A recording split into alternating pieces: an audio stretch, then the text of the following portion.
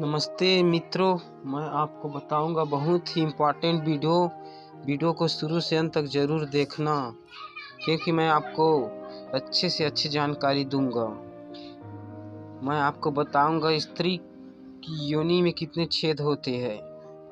मानव में प्रजनन हेतु जननांग होते हैं जो स्त्री और पुरुष में भिन्न होते हैं। स्त्री के जननांगों में सबसे पहले बाल होते हैं जिसे प्यूबिल बाल कहा जाता है। ये बाल स्त्री जननांग को चारों ओर से घेरे रहते हैं।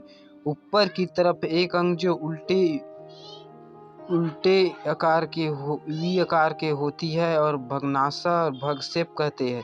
वह भाग काफी संवेदनशील होता है। क्लाइटोरिस के नीचे एक छोटा सा छेद होता है जो कि मूत्र द्वार होता है। मूत्र द्वार के नीचे एक बड़ा छिद्र होता है जिसको जनन छिद्र कहते हैं। इसी के रास्ते प्रत्येक महीने महिलाओं को मासिक स्राव महामारी होती है। इसी रास्ते के द्वारा ही बच्चे का जन्म भी होता है।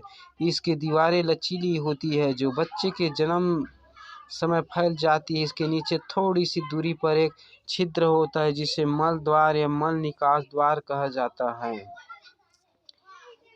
दोस्तों, वीडियो अगर अच्छा लगे चैनल को सब्सक्राइब करें, बेल आइकन को प्रेस करें। देखने के लिए